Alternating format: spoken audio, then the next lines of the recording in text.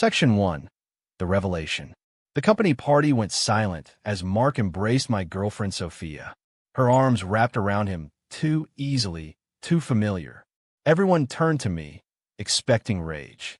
Instead, I smiled and started clapping. "Beautiful reunion," I said. That's when I saw it. The flash of panic in her eyes. 7 years together, and I'd never seen that look before. It wasn't guilt. It was fear that I finally knew her secret. Sophia pulled away from Mark, her composure cracking for just a moment before she forced a laugh. "Ryan, this is Mark Shun, our new director of innovation." Her voice was steady, but her fingers trembled slightly as she smoothed her dress. "Mark, this is my boyfriend, Ryan." Mark's handshake was firm, his smile confident. "Ryan, great to finally meet you. Sophia's mentioned you, occasionally." The pause was deliberate, a small twist of the knife. I kept my smile fixed. "Funny, she's never mentioned you at all." The silence that followed was deafening. Our CEO, oblivious to the tension, clinked his glass for attention. "Let's toast to Meridian Tech's 10th anniversary. Couldn't have done it without this incredible team." As champagne flowed, I watched Sophia and Mark navigate the room, always aware of each other's location, communicating through glances. A language developed over years, not the few weeks he'd supposedly been with the company. "They look close," said Jenna from marketing, appearing beside me with 2 whiskeys. She handed me one. "You okay?" I accepted the drink. "Why wouldn't I be?" "Because your girlfriend is—" She stopped herself. "Sorry, not my business." "No, finish that sentence," I said, my voice sharper than intended. Jenna sighed. "Office rumors. Probably nothing." 7 years with Sophia flashed before me. We met during senior year at university. She approached me in a library, beautiful and charismatic. I still remember my disbelief when she asked me out. Me, the scholarship kid working 3 jobs to stay in school. Her, the campus golden girl everyone wanted. I worked my way up from entry level at her father's friend's company, while Sophia launched her own marketing firm. I helped her build it from nothing, working weekends, mortgaging my inheritance from my grandparents to float us when clients paid late. Now Meridian Tech was thriving, and I headed the project management team, or I did, until Mark arrived 3 weeks ago. Across the room, Mark whispered something in Sophia's ear. She threw her head back laughing. That full-throated laugh I rarely heard anymore. When had that stopped? When had our conversations become logistics and schedules rather than dreams and jokes? They dated in college, Jenna finally admitted, eyes on her drink. It was apparently intense. He left for Shanghai right after graduation, some huge opportunity. She was devastated. The pieces clicked into place. Sophia approaching me weeks after their breakup. Her emotional distance. The way she'd introduced me as her partner rather than boyfriend, even 7 years in. I excused myself and headed to the bar. As I waited for another whiskey, I overheard Mark talking to one of the board members. "Always knew I'd come back for what's mine," Mark was saying. "Some investments just need time to mature." The board member chuckled. "Well, we're glad you joined the team. The restructuring has been interesting." Restructuring. The sudden reorganization that put my department under Mark's division. The projects reassigned. My team members were located except for me, kept close but increasingly sidelined. I turned away, bumping into Sophia. She steadied herself with a hand on my chest. "There you are," she said, her voice honey-sweet. "Having fun. Illuminating evening," I replied. "You never told me how you and Mark knew each other." Her smile froze. "Didn't I? Just old classmates. You know how the industry is. Everyone knows everyone. Apparently he knows your mother's cookie recipe," I said, watching her carefully. "He was telling someone about those almond cookies she makes every Christmas." She faltered caught. "It probably came up in conversation. Your mother's secret recipe that she refuses to share even with me after 7 years?" Before she could answer, Mark appeared at her side, his hand sliding too naturally to her lower back. "Sophia, the Andersons want to discuss their campaign. Ryan, mind if I borrow her?" I raised my glass. "By all means. After all, she was yours first, wasn't she?" Mark's smile turned predatory. Some things are worth coming back for.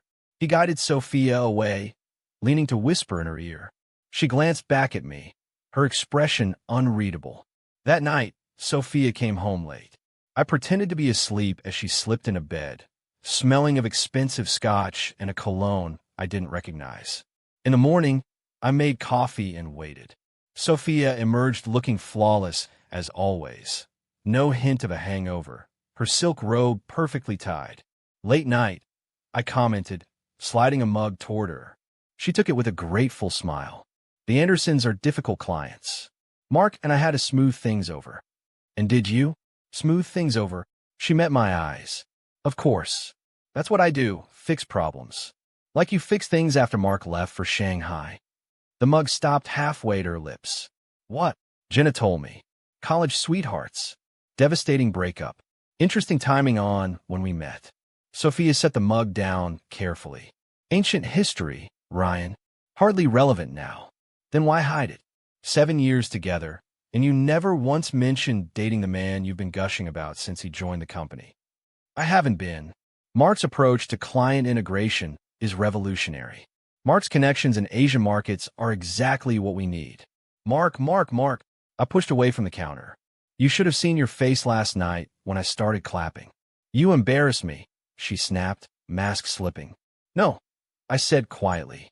You were afraid. Because suddenly, the narrative you've controlled for 7 years started unraveling. Sophia's expression hardened, then softened with practiced precision. She approached me, placing her hands on my chest. Baby, you're overreacting. Mark is just an important colleague. You're the one I come home to. I looked down at her hands, perfectly manicured, no ring despite numerous conversations about engagement. I gently removed them. I have an early meeting, I said, with what's left of my team after your important colleague dismantled it. As I grabbed my keys, Sophia called out, Ryan, don't be like this. Mom's expecting us for dinner on Saturday. She's making your favorite apple crumble. I paused at the door. Funny. Last night, Mark mentioned how much he missed your mother's apple crumble. Another coincidence. The silence that followed was answer enough. The office felt different on Monday.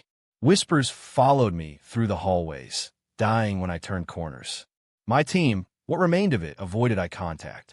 Only Elise from accounting offered a genuine smile as she passed me my coffee.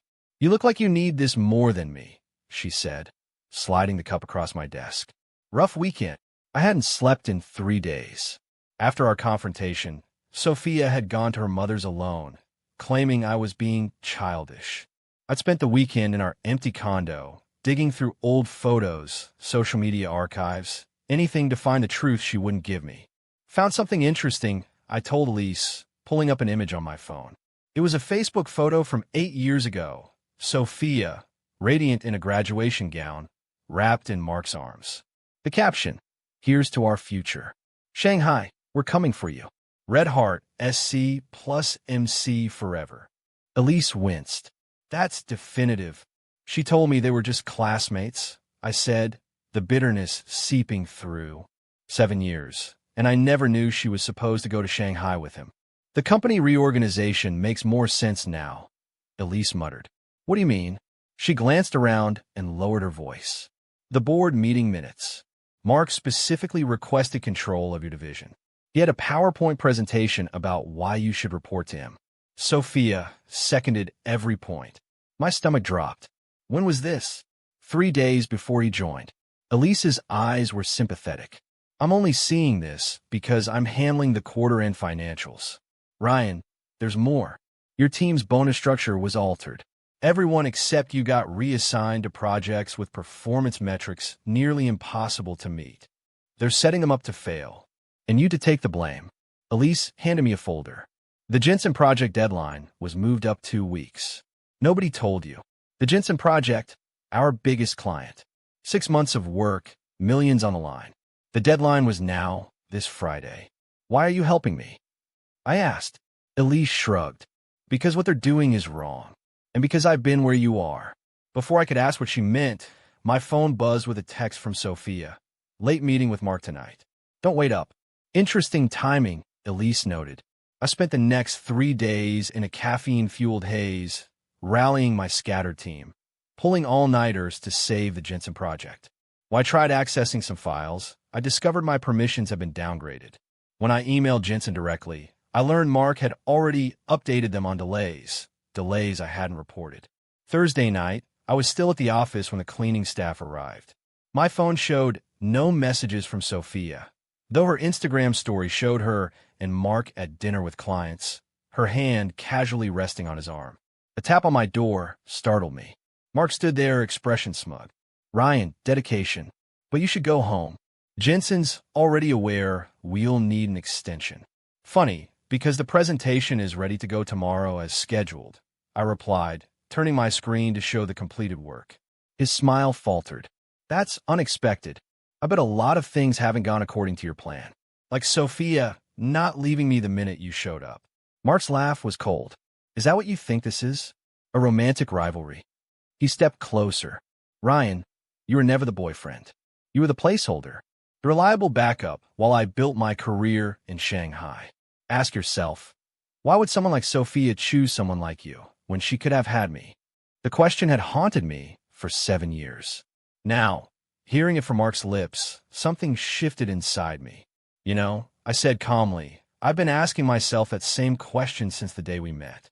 Turns out, it was the wrong question. Meaning, the right question is why I stayed with someone who never chose me at all." Mark's expression changed. Surprise, then calculation. "Smart man. But it changes nothing. By next quarter, your position will be eliminated in the restructuring. Sophia's already signed off on it." He left me sitting in the darkened office, my world collapsing around me. Yet strangely, I felt lighter than I had in years. At home, I found Sophia waiting up, wearing the black negligee she saved for special occasions. "Hey, stranger," she purred. "I missed you." 7 days ago, my heart would have leapt at this attention. Now I saw it for what it was: damage control. "Jensen project's finished," I said, setting down my laptop. "On time, despite the deadline change nobody told me about." Sophia's smile didn't waver. "What are you talking about? No one changed any deadlines." "Stop lying, Sophia. I know about the board meeting where you and Mark restructure my department. I know about the plan to eliminate my position next quarter." She stood, negligee forgotten. "Who told you that?" "It's not true." Mark did, actually, quite proud of himself. For a moment, genuine anger flashed across her face. "He shouldn't have. I mean, he's lying. There's no plan." I pulled out my phone and played a recording. Mark's voice filled the room. "Sophia's already signed off on it." Her composure cracked. "You're recording conversations now? That's your response to insecurity? Ryan, this isn't you." "You're right, it's not. The old Ryan would have believed whatever you told him. The old Ryan spent 7 years thinking he wasn't good enough for you." Sophia switched tactics, her eyes softening with tears. "Baby, please. Mark is manipulating both of us. He's jealous of what we have." "What do we have, Sophia?" "Because from where I'm standing, I'm just keeping your bed warm until Mark was ready to come back." "That's not fair," she cried, tears falling now. "I chose you. No, you settled for me. There's a difference." I headed for the guest room. "I'm sleeping in here tonight." "Ryan." Her voice cracked with genuine panic. "Where is this coming from? We can talk about this." I turned back, studying the woman I'd built my life around. Beautiful, ambitious, manipulative Sophia. For the first time, I saw her clearly. "You know what? We've been talking for 7 years, but you've never heard a word I've said." As I closed the door, I heard her phone ring. Even through the wall, I recognized the custom ringtone she'd set for Mark. The tone she claimed was just for important clients. I smiled into the darkness. Some truths reveal themselves in silence. The Jensen presentation went flawlessly. Their CEO actually stood to applaud when we finished, announcing on the spot they wanted to double their contract. Mark's face twisted with poorly concealed rage as handshakes and congratulations circled the room. "Ryan," Jensen clapped my shoulder. "This is why we've stayed with Meridian. Your team delivers innovation, not just promises." I caught Sophia watching from the doorway, her expression unreadable. She'd been noticeably absent from the presentation, despite normally taking center stage for client wins. Back at my desk, I found a small gift box with no card. Inside was a watch, the exact style I'd admired months ago, but couldn't justify buying. I knew immediately it was from Sophia. Her standard crisis management. Expensive peace offerings in lieu of honest conversations. Nice watch, Elise commented, dropping into the chair across from me. Celebration gift? Manipulation gift, I corrected, setting it aside. Well, I have an actual reason to celebrate. She slid an envelope across my desk. My friend at Horizon Innovations wants to meet you. Tomorrow, 7 p.m. Horizon, Meridian's biggest competitor. The thought that had been unthinkable a week ago now felt like an escape hatch. This is risky, I said, but pocketed the envelope. More risky than staying where people actively sabotage you. Elise raised an eyebrow. By the way, have you checked your personal email? Company servers were conveniently maintenance mode last night, but some interesting emails got forwarded around. My phone pinged with Elise's forwarded message.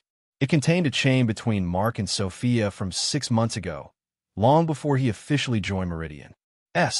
Everything's arranged. Board approves your position next quarter. Ryan suspects nothing. Perfect. Time to reclaim what's mine, both professionally and personally. Patience. He's been loyal for years. I need to manage this carefully. 7 years is patient enough. Remember our plan. My hand shook. She planned this for 6 months? Longer, Elise said softly. Mark's been consulting anonymously for over a year. A knock interrupted us. Sophia stood in the doorway, all business in her power suit. Ryan, may I have a word? In private. Elise excused herself with a pointed look that said be careful. Sophia closed the door and her professional mask slipped, revealing something I'd rarely seen. Genuine anxiety. Jensen called. They're thrilled. You did exceptional work. Despite the obstacles, I added. She ignored this. I thought we could celebrate tonight. That little Italian place you love. I glanced at the watch box.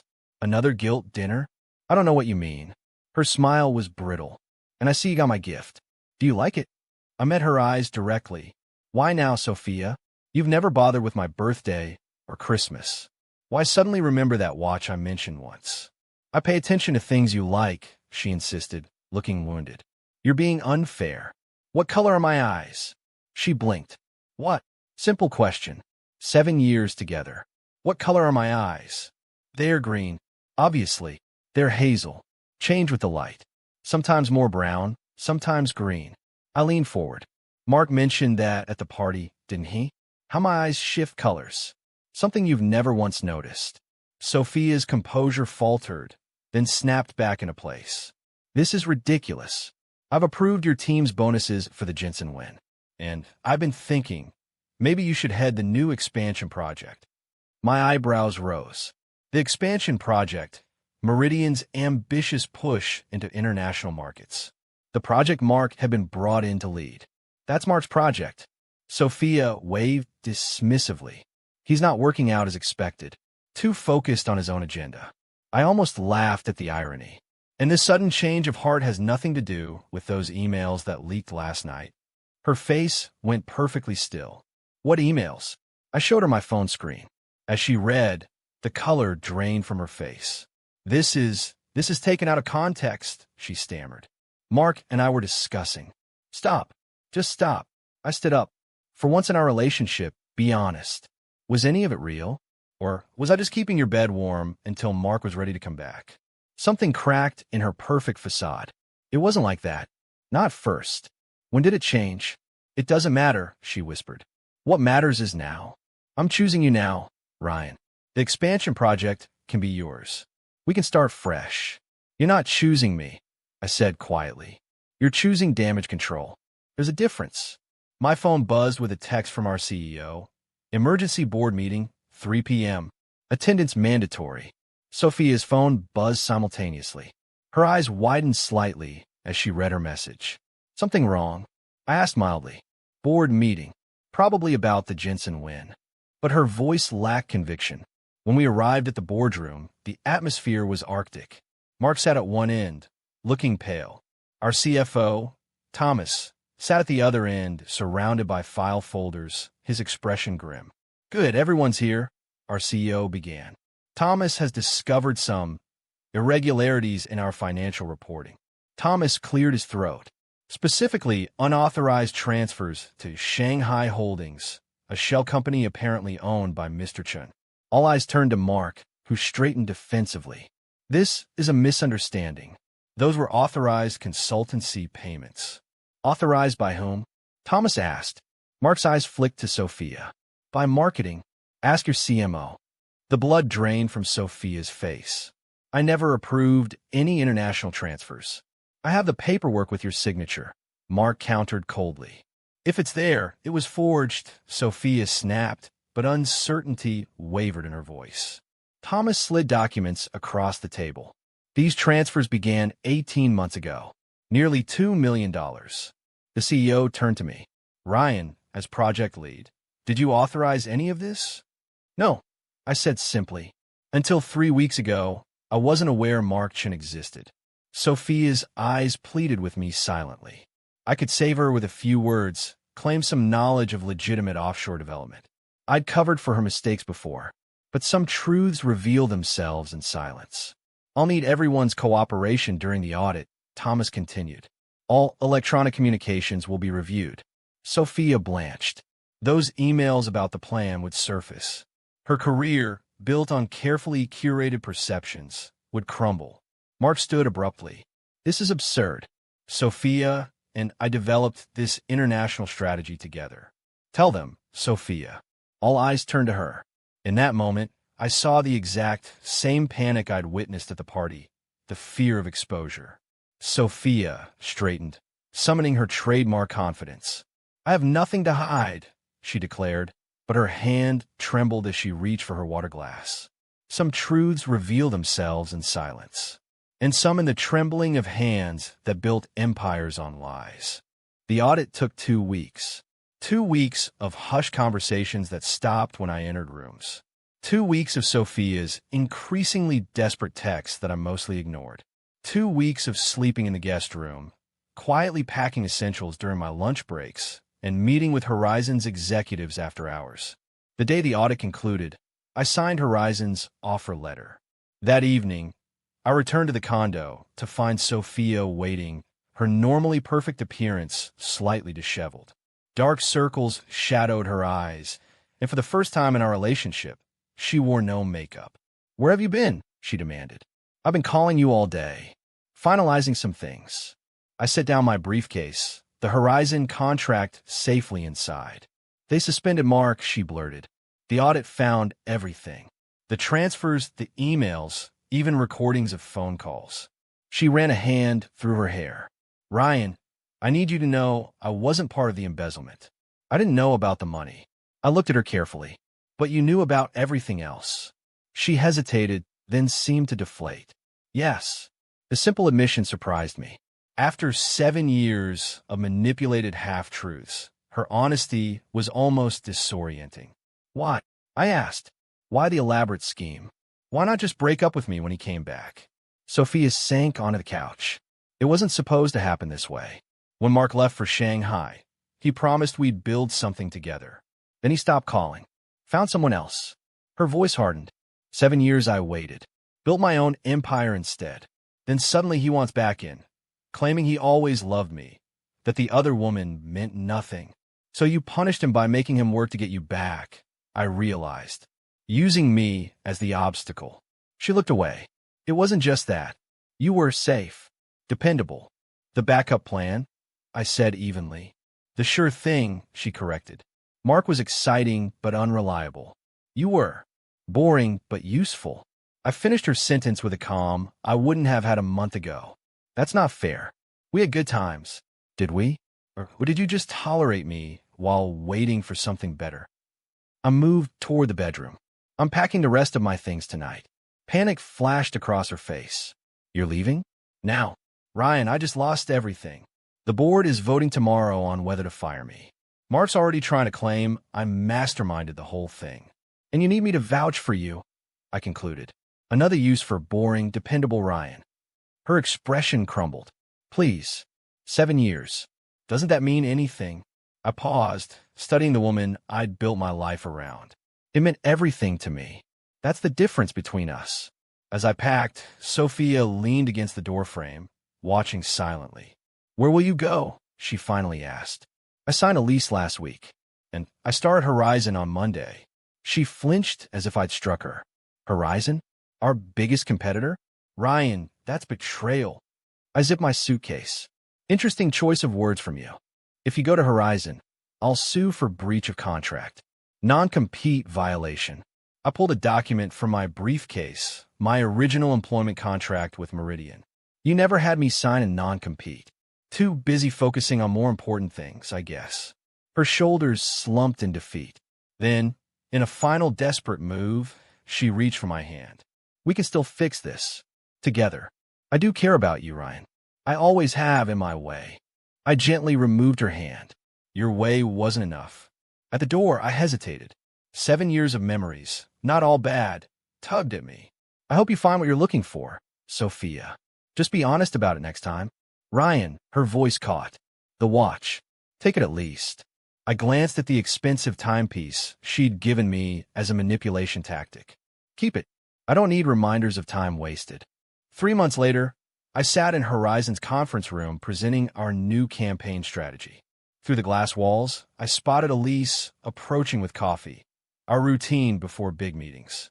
We'd started dating a month after I joined Horizon, moving slowly, building something honest from the ground up. My phone buzzed with a news alert. Meridian Tech announces restructuring following financial scandal. The article mentioned Sophia by name, demoted but not fired, her reputation tarnished. Mark had been indicted for fraud. Their perfect plans had crumbled. Everything okay? Elise asked, setting down my coffee. Just thinking about how differently things could have gone. She smiled. Having regrets? The opposite. I turn off my phone. Some truths reveal themselves in silence. And some in applause. Elise raised an eyebrow. Is that from something? Just something I learned. The day everything changed was when I stopped reacting the way they expected. When I started clapping instead of yelling. The famous applause I've heard about. Office legend has it you stood and slow clapped at a company party. I laughed, somewhat exaggerated, but it did change everything. How so? It showed me who people really were when they couldn't predict my reactions.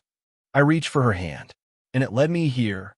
My presentation went brilliantly. As the team dispersed, my phone lit up with a text from an unknown number. I miss you. She doesn't. We made a mistake.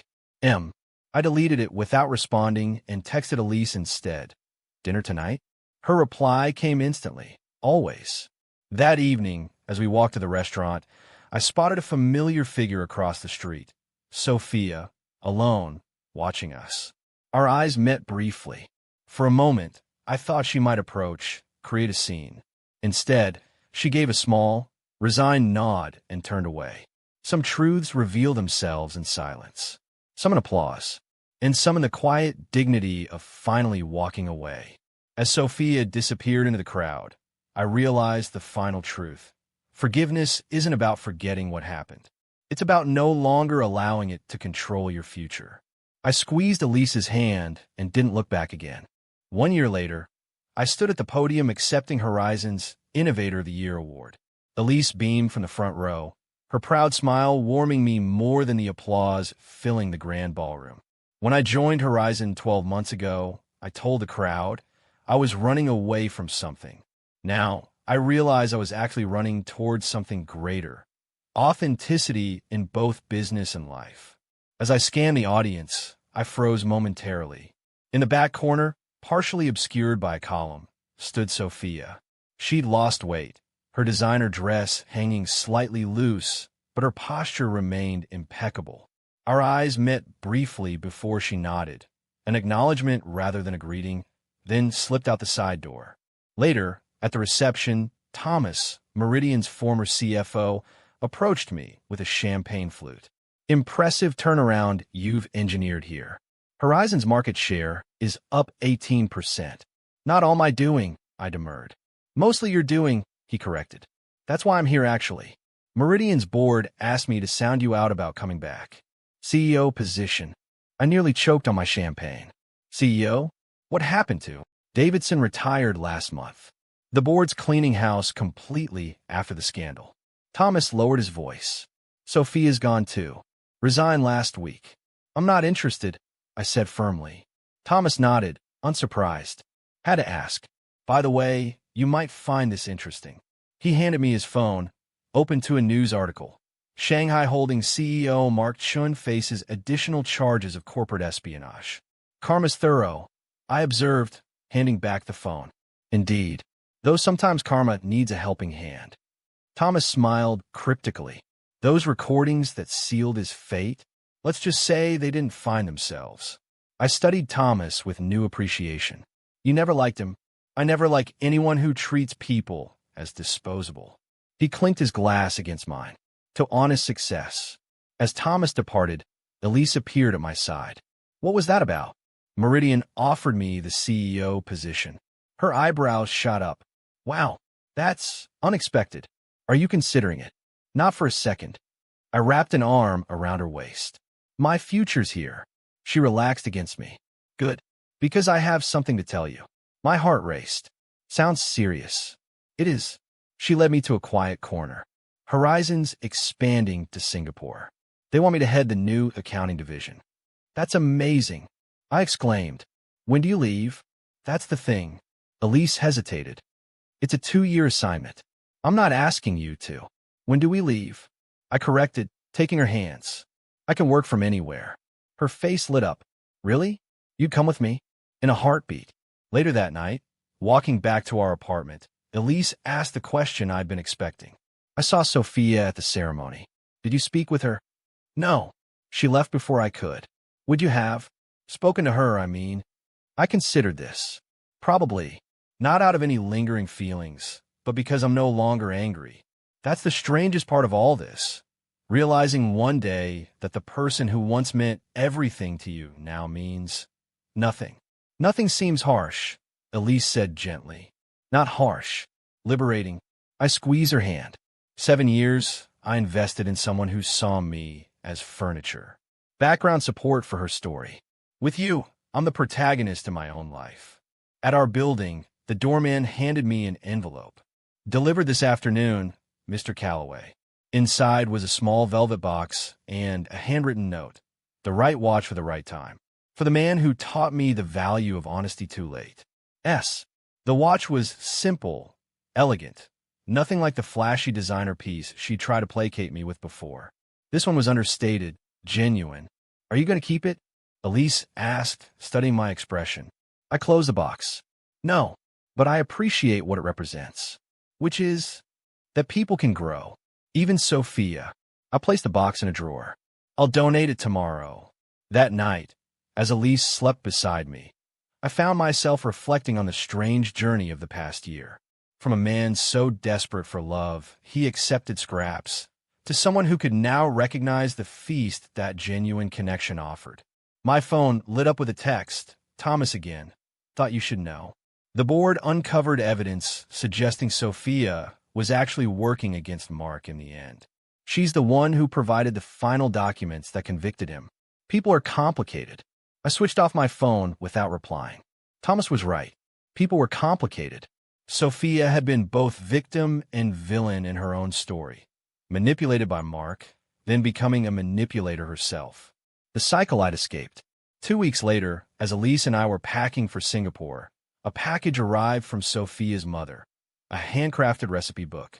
The note read, Ryan, you were always kind to me. These should have been yours years ago. Wishing you happiness. Margaret. Inside were all the family recipes Sophia had guarded so jealously. Her mother's apple crumble, those Christmas cookies, everything. On the final page was a photo I'd never seen. Sophia at perhaps 20, laughing openly, genuinely, before ambition and manipulation hardened her. Some truths reveal themselves in silence, some in applause, and some in the unexpected kindness that follows when the performance finally ends. As our plane lifted off toward Singapore, toward our future, I closed the recipe book and smiled. The watch, the recipes, they were epilogues to a story already complete.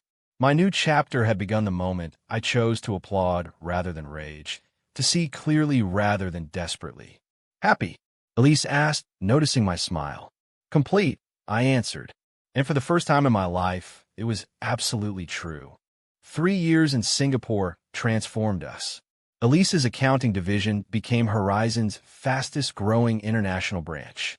My remote work arrangement evolved into heading Asia-Pacific operations.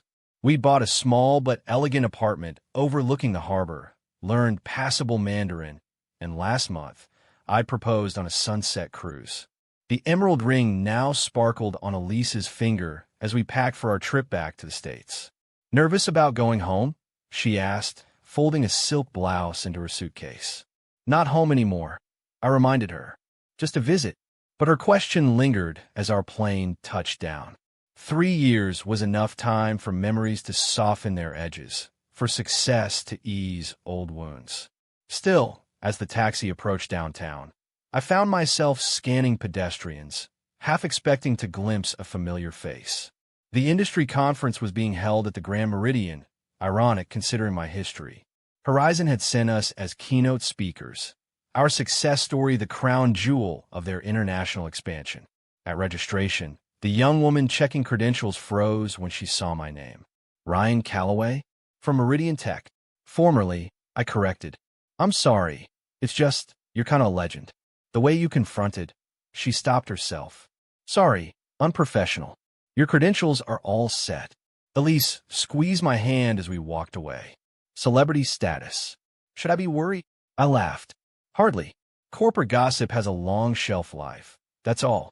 But throughout the conference, I noticed whispers, glances.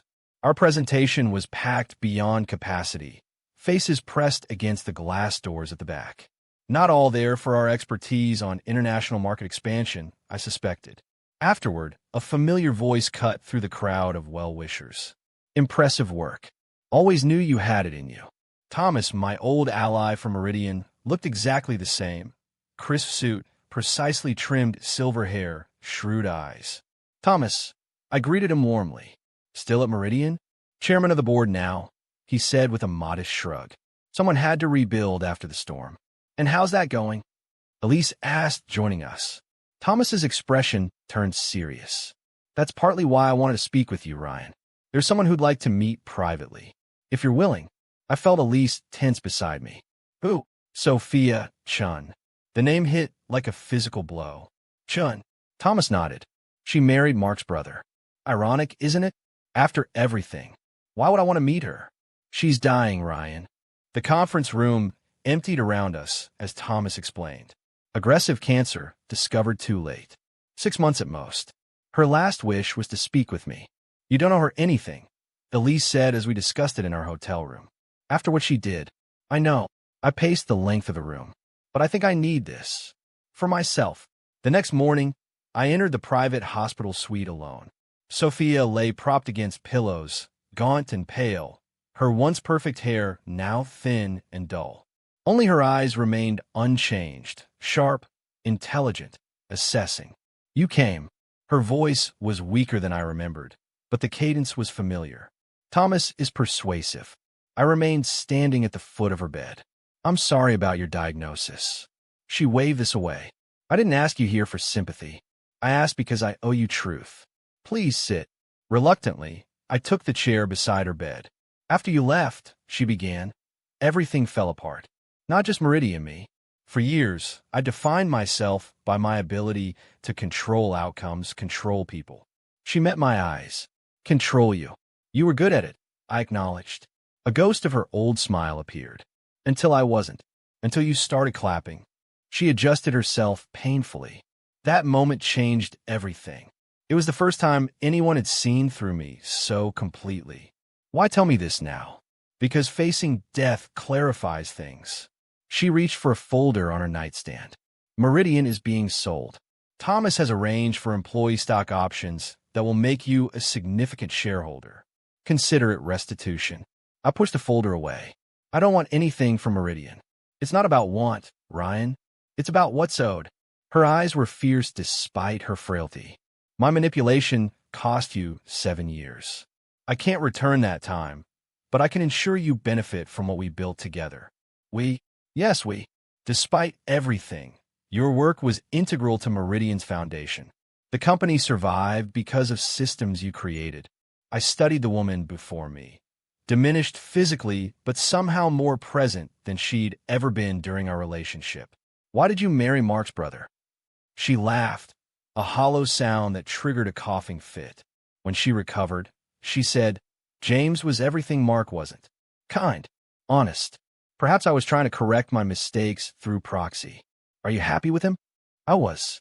He's been good to me, especially now. Her expression softened. He taught me what real love looks like.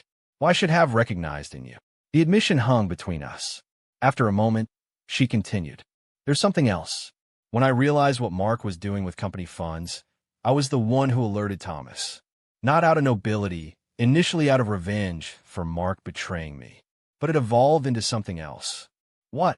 An attempt to do one right thing after a lifetime of calculations. She held my gaze. I understand if you can't forgive me, but I needed you to know that in the end, I chose truth over convenience. I learned that from you.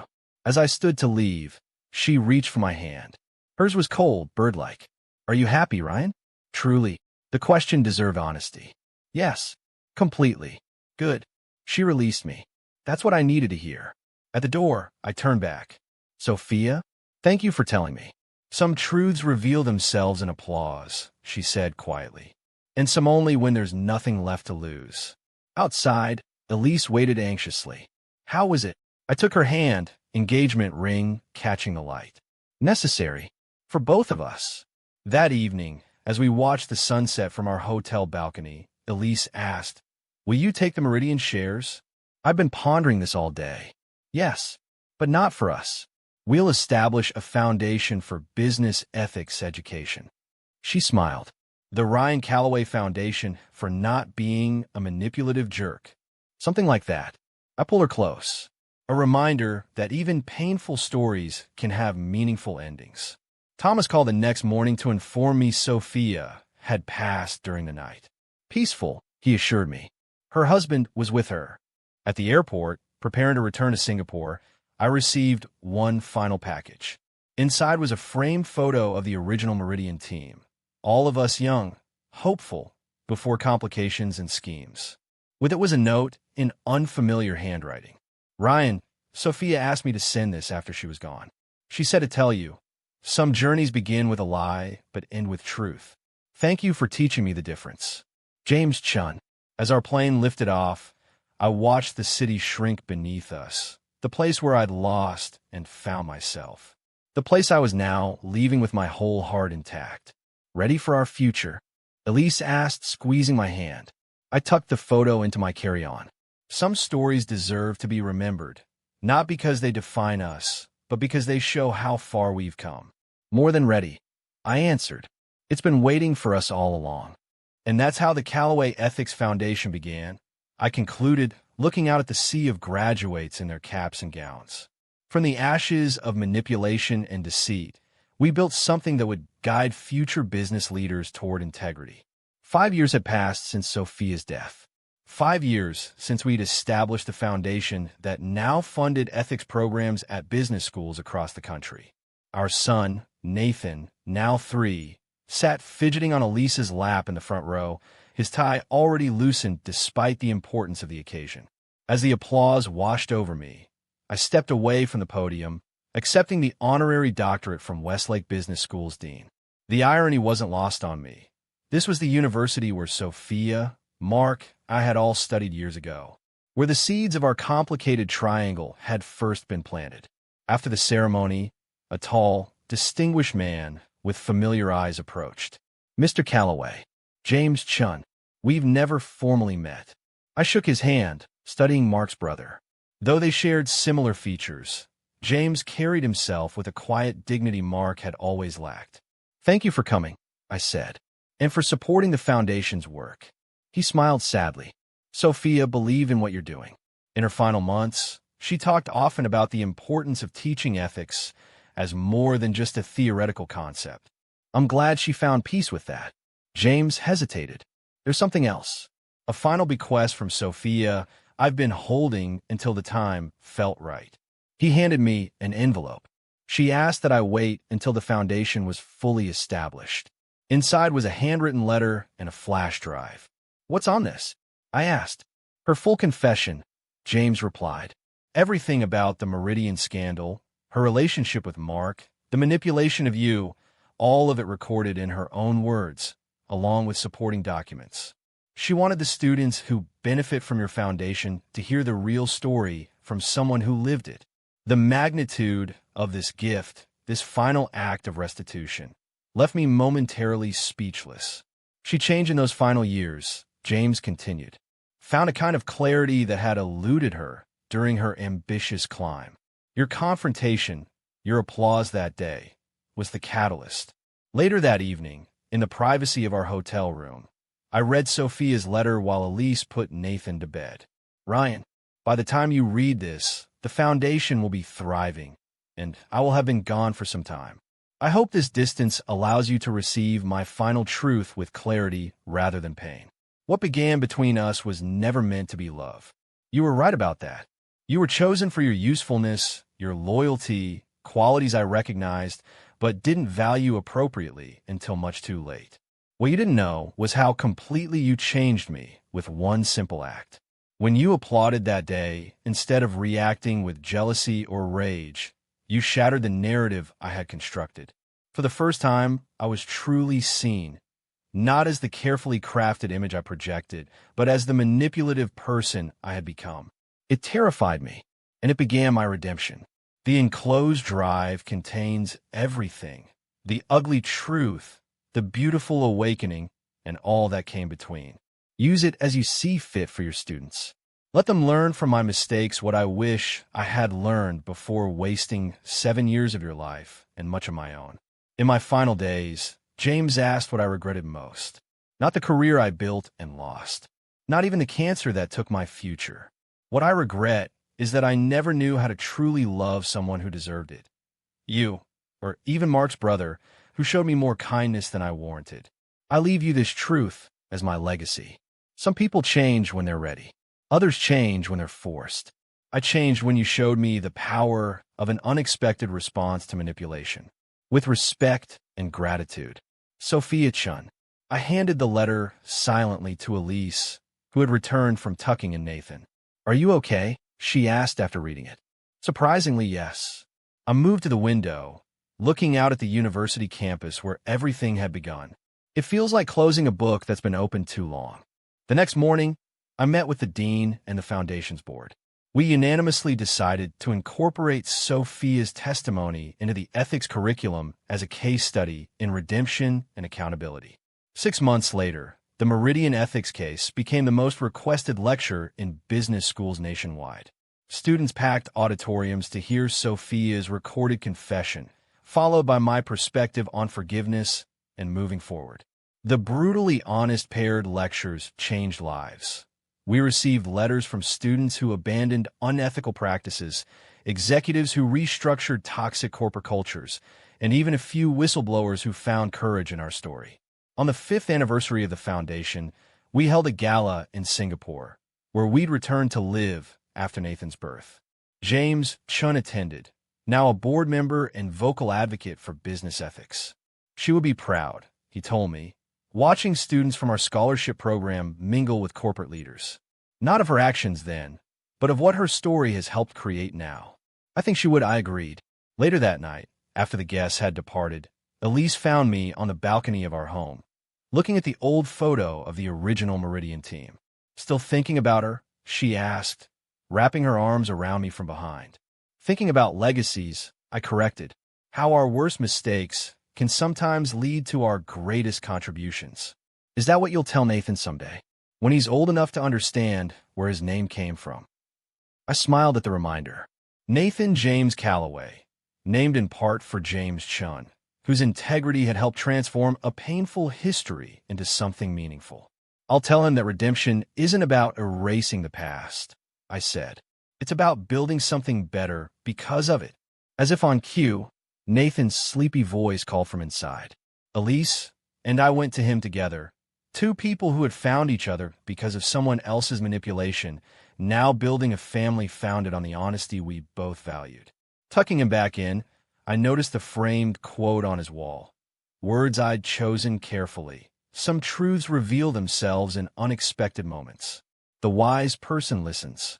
Do you ever regret it? Elise asked as we closed his door. Those 7 years. I considered this. No. Without them, I wouldn't have recognized what we have now. Wouldn't have appreciated it fully. She squeezed my hand. From applause to appreciation. Full circle.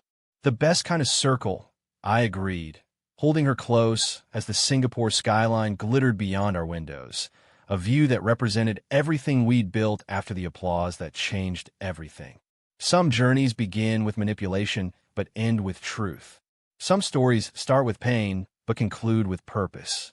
And sometimes the most meaningful legacy comes not from what we achieve, but from what we overcome.